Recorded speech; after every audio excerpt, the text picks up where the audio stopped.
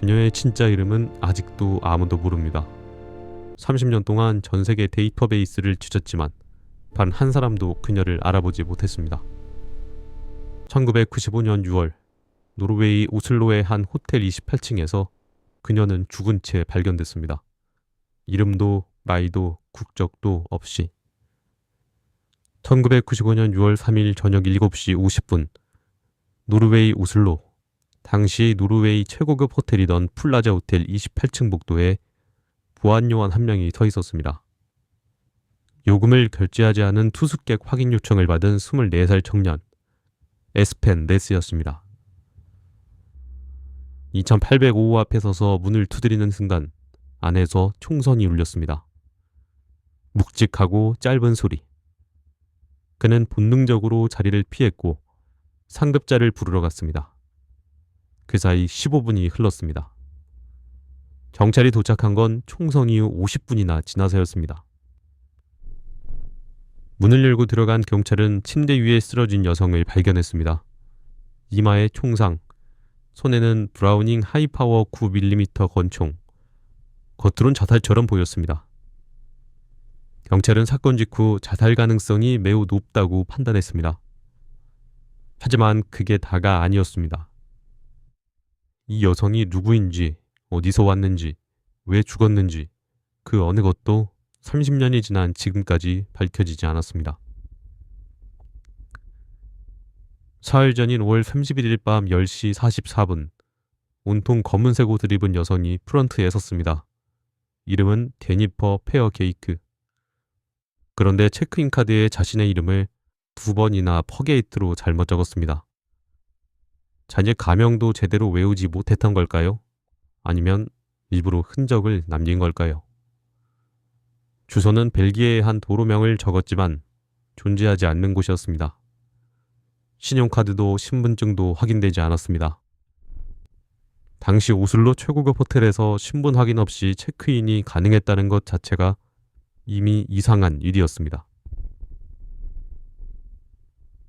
나이는 21살이라고 적었지만 나중에 밝혀진 실제 나이는 약 24살이었습니다.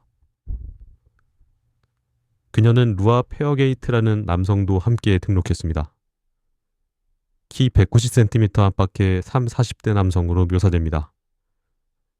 직원 한 명은 그녀가 이 남성과 함께 객실로 들어가는 것을 목격했다고 진술했습니다. 하지만 다음날 청소 직원이 방에 들어갔을 때 그 이불은 전혀 사용되지 않은 채 정비되어 있었습니다. 그녀가 숨진 채 발견됐을 때 역시 객실에는 그녀 혼자였습니다. 루아 페어게이트가 누구인지는 30년이 지난 지금도 밝혀지지 않았습니다. 경찰이 객실에서 확인한 것들이 있습니다. 9mm 탄약 25발이 든 독일 브랜드 브라운 비페 서류 가방, 권총 탄창 안에 탄약 7발, 독일 브랜드 르네 레자르의 여성 재킷과 긴 검은 가죽 코트. 짐 안에는 상의류만 있었고 바지도 스커트도 드레스도 단 한 벌도 없었습니다. 남성용 향수 운가르푸르 롬모가 거의 빈 채로 있었고 객실 책상 위에는 USA 투데이 신문이 담긴 비닐봉투가 하나 있었는데 거기에 2816이라는 숫자가 적혀 있었습니다. 복도 반대편 끝 호실 번호였습니다. 봉투에는 확인되지 않은 지문도 찍혀 있었습니다. 하지만 당시 수사 기록에는 2816구 투숙객을 확인했다는 내용이 남아있지 않습니다. 나중에 한 기자가 추적했을 때는 이미 호텔 투숙객 명단 자체가 사라진 뒤였습니다. 정작 충격적인 건 없는 것들이었습니다. 여권도 지갑도 세면도구도 차 열쇠도 없었습니다. 옷에 붙어 있어야 할 모든 브랜드 태그가 칼로 깔끔하게 제거돼 있었습니다. 총의 일련 번호는 산으로 지워진 상태였습니다. 총기는 벨기에산으로 역추적됐습니다. 인터폴 데이터베이스에는 그녀의 지문과 일치하는 기록이 없었습니다. 그녀는 자신이 누구인지 철저하게 지웠습니다. 키 159cm, 몸무게 67kg, 파란 눈, 짧고 검은 머리. 독일어와 영어를 유창하게 구사했고 악센트가 없었습니다. 일부 직원은 동독 출신 억양 같다고 했습니다. 오른손 가운데 손가락에는 금반지, 왼쪽 손목에는 1992년 1월 제조된 시티즌 아쿠아랜드 다이빙 시계를 차고 있었습니다. 배터리는 사망 불과 2달 전인 1995년 3월에 스위스제로 교체된 상태였습니다. 치과 치료 흔적도 특이했습니다. 금과 도자기를 혼합한 고급 치료 방식으로 미국이나 스위스, 독일, 네덜란드에서 주로 사용하는 방식이었습니다. 그 어떤 단서도 그녀의 이름을 알려주진 않았습니다. 투숙 72시간 동안 그녀가 미니바에서 소비한 것은 음료 3캔과 감자칩 한 봉지가 전부였습니다. 자살로 결론 내려졌지만 현장에는 이를 반박하는 단서들이 있었습니다. 권총을 쥔 손의 위치는 일반적인 자살 사례와 달랐고 손에서는 뚜렷한 화약 잔여물이 확인되지 않았습니다. 총은 2발이 발사됐습니다. 한 발은 베개를 향해 먼저 쏜 것으로 추정됩니다. 그 베개는 나중에 뒤집힌 채 그녀의 머리 밑에 깔려 있었습니다. 그리고 현장에서 수거된 탄피는 하나뿐이었습니다. 2번 발사됐는데 탄피는 하나, 나머지 하나는 끝내 발견되지 않았습니다. 욕실 사용 흔적도 있었지만 그녀의 세면 도구는 없었습니다. 그리고 룸서비스 직원의 증언이 있습니다. 그는 전날 저녁 음식을 가지고 왔을 때 방 안에 소형 롤러 캐리어가 있었다고 확실히 기억했습니다. 그러나 경찰이 현장에 도착했을 때 그 가방은 이미 사라지고 없었습니다. 수사 초기부터 증거물이 사라진 것입니다. 넷플릭스 풀리지 않는 미스터리 제작진이 재현 실험을 진행한 결과 외부에서 누군가가 그녀를 살해한 뒤 문을 이중으로 잠그고 나가는 것이 기술적으로 가능하다는 사실이 확인됐습니다. 특별한 기술이 필요하지만 불가능한 일은 아니라고 했습니다. 달코니는 없었습니다. 체크인 이후 키카드 기록에도 이상한 점이 있었습니다. 그녀는 체크인 다음날 오전 이후 이튿날 오전 8시 50분까지 무려 24시간 정도 객실을 비웠습니다. 객실 청소 직원도 그 시간 동안 방이 완전히 비어 있었다고 진술했습니다. 그 시간 동안 그녀가 어디 있었는지 알 수 없습니다. 사망 전날 저녁 룸서비스를 가져온 직원에게 50크로네의 넉넉한 팁을 건넸습니다. 그게 그녀를 살아서 본 마지막입니다. 그날 밤 그녀는 벨기에로 국제전화를 2번 시도했습니다. 두 번호는 한 자리만 달랐고 두 번호 모두 벨기에 세렝과 그라스 올로뉴 지역으로 연결됐습니다. 둘 다 연결되진 않았습니다. 수신자는 끝내 확인되지 않았습니다. 그리고 이상한 이웃들이 있었습니다. 맞은편 객실을 묵었던 벨기에 출신 프랑스어권 남성 이른바 미스터 X는 한 기자의 추적 끝에 벨기에 자택에서 접촉됐습니다. 그는 이렇게 진술했습니다. 6월 3일 아침에 체크아웃하면서 직원에게 28층에서 사망사건이 있었다는 말을 들었습니다. 하지만 사건은 그날 저녁에 일어났습니다.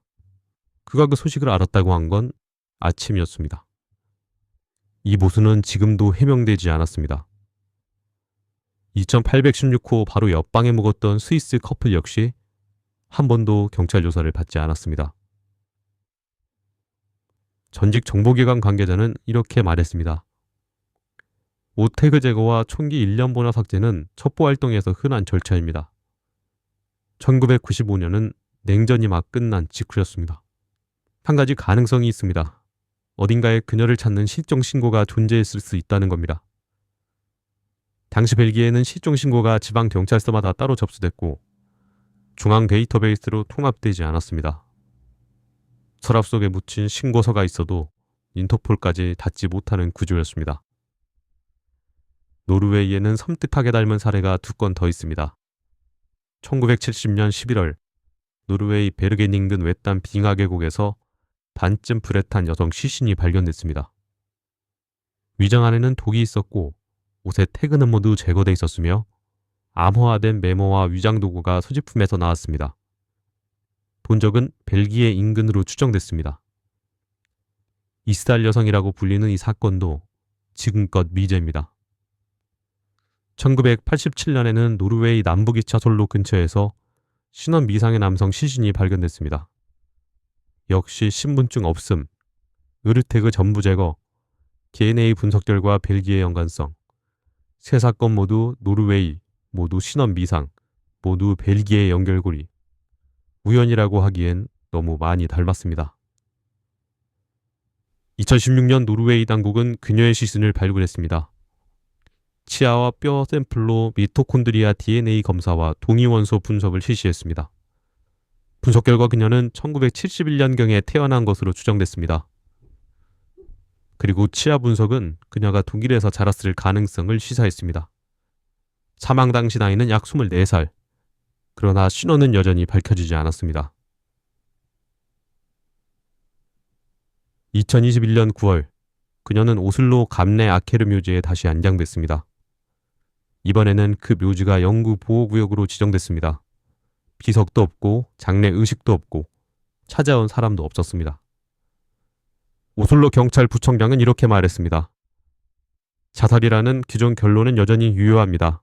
하지만 새로운 정보가 나온다면 언제든 열려 있습니다.